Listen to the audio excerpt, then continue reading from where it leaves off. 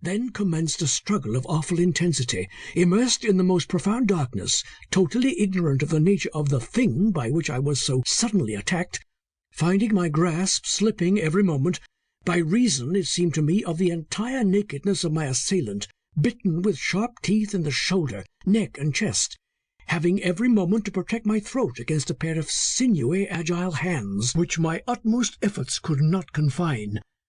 These were a combination of circumstances to combat which required all the strength, skill, and courage that I possessed.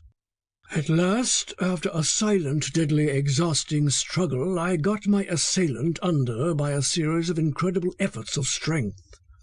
Once pinned with my knee on what I made out to be its chest, I knew that I was victor. I rested for a moment to breathe. I heard the creature beneath me panting in the darkness, and felt the violent throbbing of a heart. It was apparently as exhausted as I was. That was one comfort. At this moment I remembered that I usually placed under my pillow before going to bed a large yellow silk pocket handkerchief. I felt for it instantly. It was there. In a few seconds more I had, after a fashion, pinioned the creature's arms. I now felt tolerably secure. There was nothing more to be done but to turn on the gas, and, having first seen what my midnight assailant was like, arouse the household. I will confess to being actuated by a certain pride in not giving the alarm before. I wished to make the capture alone and unaided.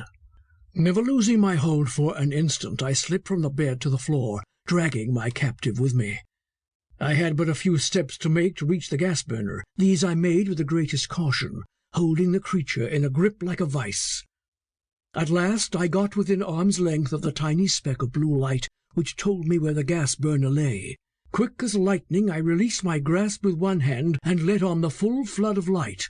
Then I turned to look at my captive. I cannot even attempt to give any definition of my sensations the instant after I turned on the gas. I must have shrieked with terror, for in less than a minute afterwards my room was crowded with the inmates of the house.